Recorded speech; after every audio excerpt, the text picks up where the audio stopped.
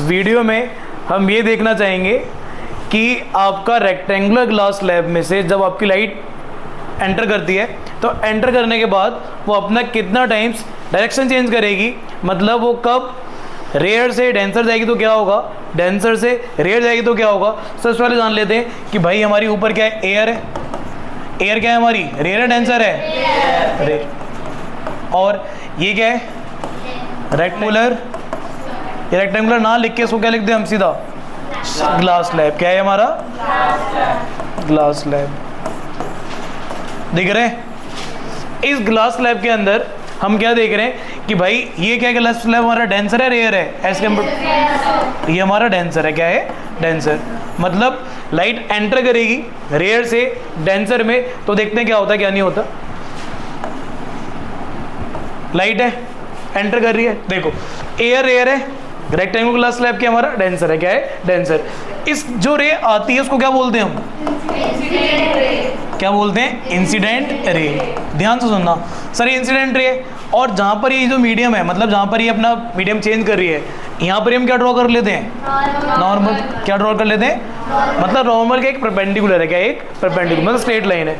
अब होगा क्या सर, आपने बताया था रेयर से डेंसर में जाएगी तो क्या होगा, मैंने बताया रेयर से डेंसर में जा रही है तो मैंने बताया था राइट डायरेक्शन।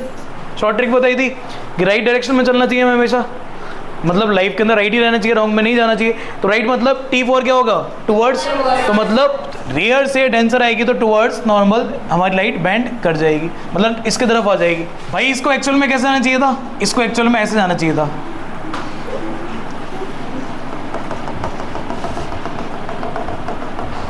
ऐसे जाना चाहिए था, ठीक है। बट ये क्या होगी, बेंड करके टुवर्ड्स नॉर्मल। अब होगा क्या, तो इसको हम क्या बोलते हैं, कौन सी रे हो जाएगी आपकी, कौन सी, रिफ्रैक्टेड रे। ध्यान से सुनना।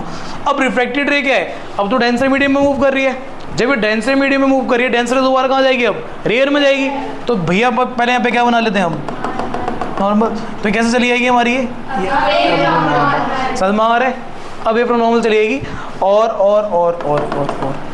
सर हुआ क्या, एयर से मतलब रेयर से डेंसर में आई तो टुवर्ड्स नॉर्मल आ गई। अब डेंसर से रेयर में जा रही है तो क्या हो रहा है, अवे फ्रॉम नॉर्मल चली गई। अब सुनो ध्यान से सर, जो इस रे का नाम क्या है, इसको क्या बोलेंगे हम, क्या बोलेंगे इसे, इमर्जेंट। समझ में आ रहे, कौन सी रे होगी, इमर्जेंट रे। कौन सी होगी, इमर्जेंट। ध्यान सुनना, हुआ क्या, इंसिडेंट रे ये रही हमारी, रिफ्रैक्टेड रे ये रही, और इमर्जेंट रे ये रही।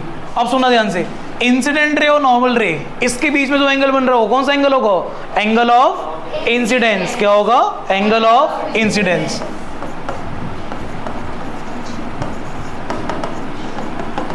जिसको हम किससे डिनोट करेंगे, किससे नोट करेंगे, आई से। सर वही रिफ्रैक्टेड रे और नॉर्मल के बीच में जो एंगल बनेगा इसको क्या बोलेंगे, एंगल ऑफ रिफ्रैक्शन। और इसको किससे नोट कर देंगे हम, स्मॉल आर से। किससे नोट करेंगे, स्मॉल आर। सर यहाँ पे भी एंगल ऑफ इंसिडेंट था तो ये भी क्या होगा हमारा, ये भी तो एंगल ऑफ इंसिडेंस होगा, क्योंकि है तो रिफ्रैक्टेड रे बट किसकी तरह बिहेव कर रही है, इंसिडेंट रे की तरह। क्योंकि भैया ये आपका जो डेंसर मीडियम था वहां से कहाँ से जा रही है, रेयर मीडियम में जा रही है। तो इस केस में यहाँ पे क्या होगा, एंगल ऑफ इंसिडेंस ही होगा। मानते हो। अब सर ये जो आपकी यहाँ पर है, इस केस में क्या था, आर था, अभी भी आर ही है, बट इसको हम दूसरे नाम से जानेंगे। क्यों जान रहे हैं, क्योंकि इमर्जेंट रेस के बोल रहे हैं, तो इसको बोल देंगे एंगल ऑफ इमर्जेंट। क्या बोल देंगे, एंगल ऑफ, क्या बोल देंगे, इमर्जेंट। सिंपल है, कुछ नहीं करना। जो इंसिडेंट रे से एंगल बन रहा है नॉर्मल के साथ, एंगल ऑफ इंसिडेंस है। जो रिफ्रैक्टेड रे के साथ, रिफ्रैक्टेड रे नॉर्मल बना रही है, रिफ्रैक्टेड रे अपना एंगल बना रही है नॉर्मल के साथ, वो एंगल ऑफ रिफ्रैक्शन है। जो इमर्जेंट रे नॉर्मल के साथ एंगल बना रही है वो एंगल ऑफ इमर्जेंट है। इनके नाम आपको पता होने चाहिए। क्यों पता होना चाहिए, क्योंकि आपसे पूछ लिया जाता है, क्या पूछ लिया जाता है, आपसे पूछा जाता है angle of incidence, angle of incidence वो किसके बराबर होता है, आपका एंगल ऑफ इंसिडेंस बराबर होगा एंगल ऑफ इमर्जेंट के। किसके बराबर होगा, एंगल ऑफ इमर्जेंट के। ये आपसे रिलेशनशिप पूछा जाता है। क्या रिलेशनशिप होगा, एंगल ऑफ इंसिडेंस का और एंगल ऑफ इमर्जेंट का वो हमेशा आपस में बराबर होंगे। इससे हमें ये पता चल रहा है कि जिस एंगल से आपके रेक्टेंगुलर ग्लास स्लैब के अंदर लाइट एंटर करी है, उसी सेम एंगल से आपकी जो लाइट है रेक्टेंगुलर ग्लास स्लैब से बाहर निकलेगी। इसका मतलब ये हुआ है कि एंगल ऑफ इंसिडेंस और एंगल ऑफ इमर्जेंट आपस में क्या होंगे, बराबर होंगे। ये जो आपकी इमर्जेंट रे है दिख रही है, इमर्जेंट रे आपके किसके पैरेलल दिख रही है, ध्यान से देखो। ये कौन सी रे थी, इंसिडेंट रे थी, और ये क्या थी, इमर्जेंट रे थी। तो उसका मतलब क्या है, इन दोनों के बीच में क्या है, पैरेलल गैप दिख रहा है आपको, मतलब दोनों आपस में पैरेलल है। तो आपकी इंसिडेंट रे जो आपको आगे जो एक्चुअल में जानी चाहिए थी, और जो आपकी इमर्जेंट रे वो आपकी हमेशा पैरेलल रहेंगी, हमेशा आपस में क्या रहेंगी, पैरेलल। तो हम कह सकते हैं कि इंसिडेंट रे पैरेलल रहेगी किसके, इमर्जेंट रे के।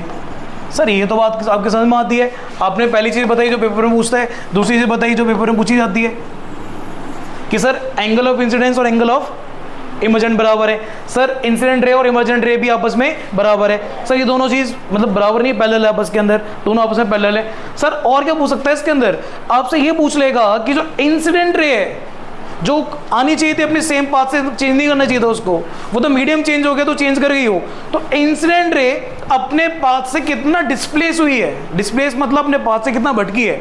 तो जितना अपने पाथ से भटक रही है मतलब वो जिसको ऐसे जाना चाहिए था वो लेफ्ट में आ गई है, उसी स्पेस को या फिर उसी पोर्शन को, उसी डिस्टेंस को बोल दिया जाता है लेटरल डिस्प्लेसमेंट। क्या बोल दिया जाता है, लेटरल डिस्प्लेसमेंट। तो इसका नाम पड़ जाता है, यहाँ से यहाँ तक की दूरी को बोल देते हैं हम लेटरल डिस्प्लेसमेंट।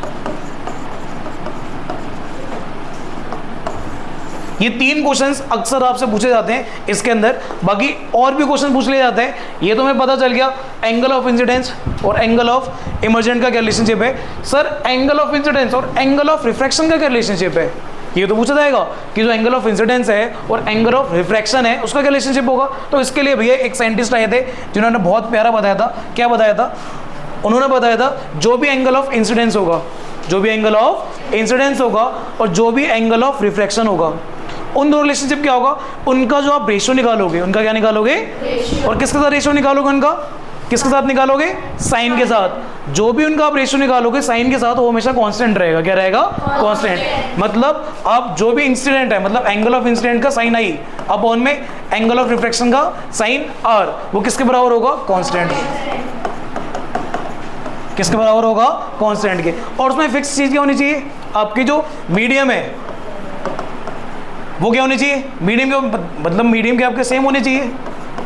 सेम मतलब जो आपने मीडियम ले रहे हो आप, मतलब कांस्टेंट का मतलब क्या है इसका, जो एंगल ऑफ इंसिडेंस है, जो एंगल ऑफ इंसिडेंस है और जो एंगल ऑफ रिफ्रैक्शन है, मैं जिस हिसाब से एंगल ऑफ इंसिडेंस चेंज करूंगा उसी सेम हिसाब से आपका एंगल ऑफ रिफ्रैक्शन चेंज होगा। मतलब क्या कहना चाह रहे हो सर, इधर देखो सर, यहाँ पर एंगल आई ज्यादा है, एंगल आर ज्यादा है,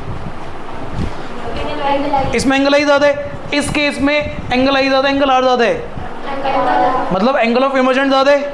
तो इसका मतलब क्या है, आपका जिस हिसाब से इंसिडेंस चेंज हो रहा है उसी के अकॉर्डिंग आपका एंगल ऑफ रिफ्रैक्शन भी चेंज होगा। बट मैं सेम किसकी बात कर रहा हूँ, हम बात कर रहे हैं जैसे इसमें 2 मीडियम कौन कौन से हैं, सेम मीडियम कौन कौन से हैं। एक तो इसमें क्या है आपका वाटर है, वो सॉरी एक इसमें क्या है एयर है, दूसरा क्या है रेक्टेंगुलर ग्लास स्लैब। तो वो आपका सेम रहना चाहिए, मतलब मैं इंसिडेंस चेंज करता रहा हूँ, अब मैं क्या चेंज करता रहा हूँ इंसिडेंट, उसी हिसाब से एंगल ऑफ रिफ्रैक्शन भी चेंज होगा। जिस हिसाब से एंगल ऑफ इंसिडेंस चेंज होगा उसी के according angle of refraction change होगा।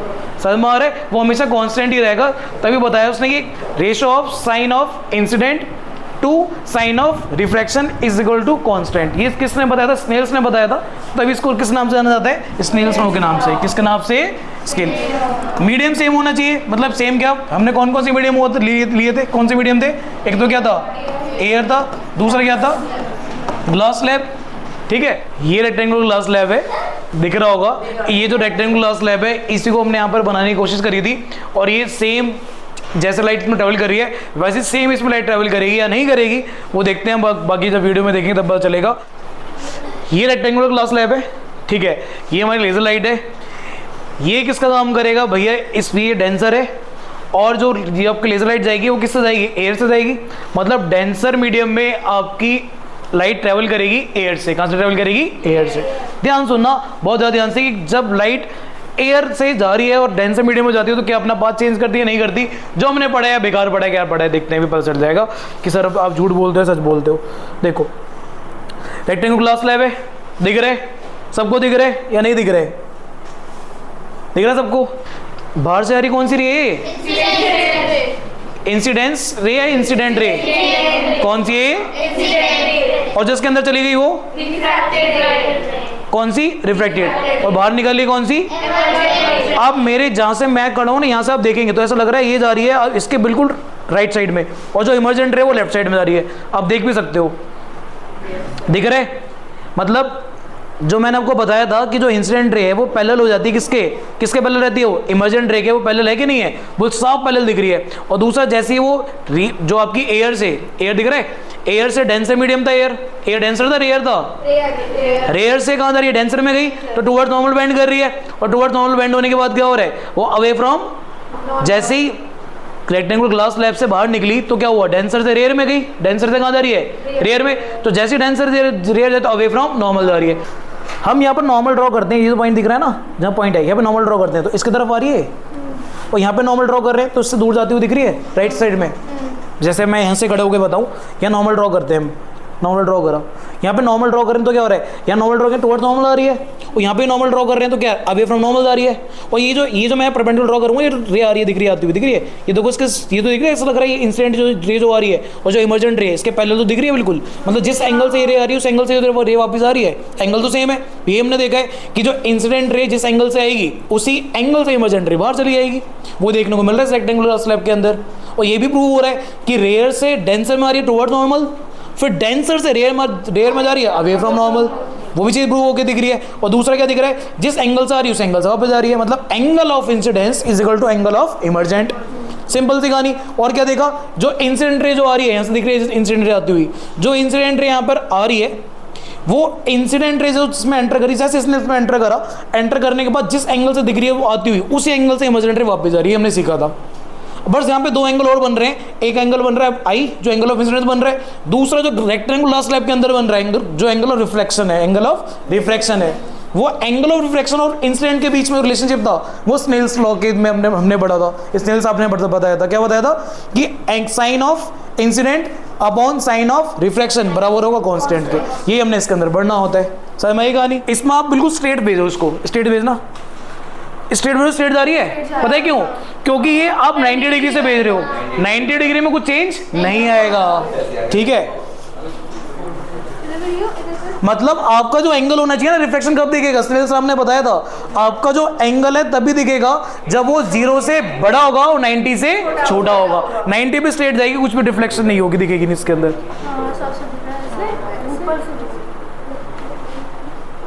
दिख रहा ज्यादा हुआ? Yes sir.